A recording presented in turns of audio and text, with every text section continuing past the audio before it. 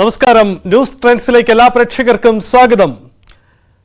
വോട്ടുകൾ പെട്ടിയിലായി കഴിഞ്ഞു. പക്ഷേ കൂട്ടിക്കിഴിക്കലുകളിൽ ആരുടെ കണക്കാണ് ശരി എന്നത് ഇപ്പോൾ അങ്ങേയറ്റം സങ്കീർണമാവുകയാണ്. പല തരത്തിലുള്ള ആക്ഷേപങ്ങൾ പല രൂപത്തിൽ ഉയരുന്നുണ്ട്. ക്രോസ് വോട്ട് ആരോപണമുണ്ട്, കള്ളവോട്ട് ആരോപണമുണ്ട്, ഒപ്പം വോട്ടർ പട്ടികയിലെ ക്രമക്കേട് അടക്കമുള്ള മറ്റു പ്രശ്നങ്ങളുമുണ്ട്. പക്ഷേ ഈ ആരോപണങ്ങൾ പലരും ഉന്നയിക്കുന്നതിന് പിന്നിൽ കണക്ക് കൂട്ടലുകൾ പിഴയ്ക്കുന്നതിന്റെ സൂചനയാണോ എന്നതാണ് ശ്രദ്ധേയമായ കാര്യം. തൃശ്ശൂരിലുണ്ട്, വടകരയിലുണ്ട്, ആറ്റിങ്ങലുണ്ട്, പാലക്കാടുണ്ട്. ഇങ്ങനെ പലയിടങ്ങളിലും പലതരത്തിലുള്ള ആശങ്കകൾ ഉയരുന്നുണ്ട്. ഇതിനിടയിലാണ് മുന്നണികളുടെ ബൂത്തുകളിൽ നിന്നും ശേഖരിക്കുന്ന കണക്കെടുപ്പ് പുറത്തു വരുന്നത്.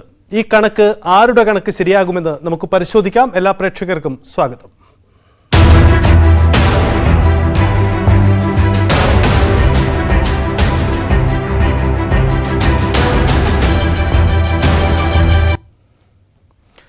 പെട്ടിയിലായ വോട്ട് സംബന്ധിച്ച കൂട്ടിക്കിഴിക്കലുകൾക്കിടെ ഒട്ടുമറിക്കൽ ആരോപണവും ശക്തമായി ഉയരുകയാണ്.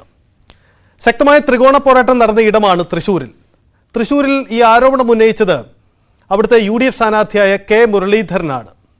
തൃശ്ശൂരിലെ CPM വോട്ടുകൾ BJPക്ക് മറിച്ചു എന്ന ആരോപണമാണ് ഉന്നയിക്കപ്പെട്ടത്. തെരഞ്ഞെടുപ്പ് രംഗത്ത് ഇത് വലിയ ആക്ഷേപമായി ഉയരുകയാണ്. പക്ഷേ തൃശ്ശൂർ ജില്ലയിലെ ഇടതു നേതൃത്വം ഈ ആക്ഷേപങ്ങൾ നിഷേധിച്ചിട്ടുണ്ട്. ഒപ്പം മണ്ഡലത്തിൽ മറ്റേതെങ്കിലും തരത്തിലുള്ള സൂചനകൾ മുന്നിൽ കണ്ടുകൊണ്ടാണോ കെ മുരളീധരൻ ഇത്തരമൊരു നിലപാടെടുക്കുന്നത് എന്ന കാര്യവും ശ്രദ്ധേയമാണ്. വടകരയിൽ ക്രോസ് വോട്ട് ആക്ഷേപം ഉന്നയിച്ചത് CPM നേതൃത്വമാണ്. BJP വോട്ടുകൾ UDFന് ലഭിച്ചുവെന്ന വിലയിരുത്തൽ CPM നടത്തിയിട്ടുണ്ട്. ഇത് വിജയസാധ്യതയിൽ ആശങ്കപ്പെട്ടിട്ടാണോ CPM ഇത്തരമൊരു നിലപാടെടുത്തത് എന്ന കാര്യവും ഈ ഘട്ടത്തിൽ ശ്രദ്ധേയമാണ്. ആറ്റിങ്ങലിലും സമാനമായ ആരോപണം CPM ഉന്നയിച്ചിട്ടുമുണ്ട്. അതേസമയം പത്തനംതിട്ടയിലേക്ക് വരുമ്പോൾ അവിടെ പൂഞ്ഞാർ മണ്ഡലത്തിൽ തനിക്ക് ഭൂരിപക്ഷം കിട്ടില്ല എന്ന തോമസ് ഐസക്കിന്റെ പ്രസ്താവന പ്രാദേശികമായി വലിയ തരത്തിലുള്ള വിവാദങ്ങൾക്ക് ഇടവെച്ചിട്ടുണ്ട്. എന്നാൽ പാലക്കാട് എത്തുമ്പോൾ നിയുക്ത MPക്ക് അഭിവാദ്യങ്ങളെന്ന ബോർഡ് സ്ഥാപിച്ചാണ് CPM തങ്ങളുടെ ആത്മവിശ്വാസം പ്രകടിപ്പിക്കുന്നത്. പെട്ടിയിലായ വോട്ടുകൾ സംബന്ധിച്ച കൂട്ടിക്കിഴിക്കലുകൾ എന്തെല്ലാമാണ്? കണക്കെടുപ്പിനിടെ ഉയരുന്ന വിവാദങ്ങളുടെ ഈ വസ്തുത എന്താണ്? ആരുടെ കണക്കാവും ശരിയാവുക? നമുക്ക് വിശദമായി തന്നെ ഓരോ ജില്ലകളുടെയും സാഹചര്യം പരിശോധിക്കാം. തിരുവനന്തപുരത്ത് VV അരുണുണ്ട്, ഒപ്പം വടകരയിൽ MS സനീഷ് കുമാറുണ്ട്, പാലക്കാട് വിനേഷ് കുമാറുണ്ട്, ഒപ്പം തൃശ്ശൂരിൽ ഡാനിപ്പോൾ നമുക്കൊപ്പം ചേരുന്നു. ആദ്യം തിരുവനന്തപുരത്ത് അരുണുണ്ട്. അരുൺ, CPM സെക്രട്ടേറിയറ്റിന്റെ കണക്കെടുപ്പാണ് പ്രധാനമായും നമുക്ക് ഇന്ന് ചർച്ച ചെയ്യുമ്പോൾ അത് ഒരു ഘടകമായി എടുക്കേണ്ടത്. CPM വിലയിരുത്തുന്നത് 4 സീറ്റുകളിലെ ഉറച്ച വിജയസാധ്യതയും ഒപ്പം 12 സീറ്റ് വരെ വിജയിച്ചേക്കാം എന്ന കണക്കെടുപ്പാണ്.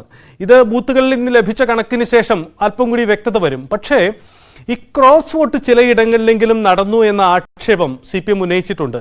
അതൊരു പക്ഷേ വിജയസാധ്യതയെ ബാധിച്ചേക്കാമെന്നും പറയുന്നു. അങ്ങനെയെങ്കിൽ ഈ ക്രോസ് വോട്ട് ആക്ഷേപം ബാധിക്കുക ഏതൊക്കെ മണ്ഡലങ്ങളെ? CPM കണക്കുകൂട്ടുന്നത് എങ്ങനെയാണ്?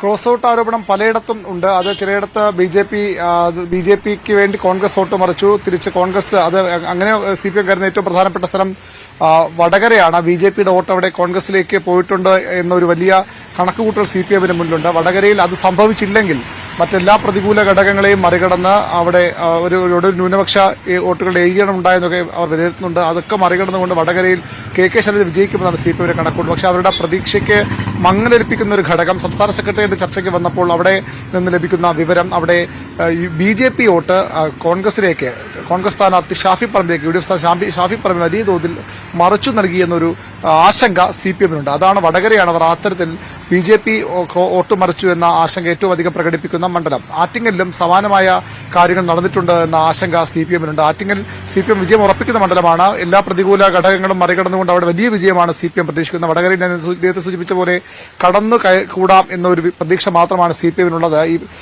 ക്രോസ് വോട്ട് വന്നാൽ അതും ഒരുപക്ഷെ അപകടത്തിലാകുമെന്ന് അവർ കരുതുന്നു. പക്ഷേ ആറ്റിങ്ങലിൽ എല്ലാ പ്രതികൂല ഘടകങ്ങളും മറികടന്നുകൊണ്ട് ജോയ് ജയിക്കുമെന്ന് തന്നെയാണ് CPMന്റെ കണക്കുകൂട്ടൽ. അത് ബൂത്ത് തലത്തിലുള്ള കണക്കുകളും അതുപോലെ തന്നെ സ്റ്റേറ്റ് സെക്രട്ടറി പരിശോധിച്ച് അവർക്ക് വിശ്വാസമുണ്ട് ആറ്റിങ്ങൽ ജയിച്ചു തന്നെ വരുമെന്ന്. അവിടെ കഴിഞ്ഞ തവണ ശോഭാ സുരേന്ദ്രനൊപ്പം നിന്ന വോട്ടുകൾ BJP ഇത്തവണ മുരളീധരൻ വന്നതുകൊണ്ട് തന്നെ അവിടെ ശോഭാ സുരേന്ദ്രന്റെ അനുകൂലികൾ ആ വോട്ട് ചെയ്യാൻ തയ്യാറായതിൽ ആ വോട്ടുകൾ അടൂർ പ്രകാശ് പർച്ചേസ് ചെയ്തു എന്ന ആരോപണമാണ് CPM ഉന്നയിക്കുന്നത്. ആദ്യഘട്ടം മുതൽ ഇത്തരമൊരു സംശയം CPM കേന്ദ്രങ്ങൾ പങ്കുവച്ചിരുന്നു.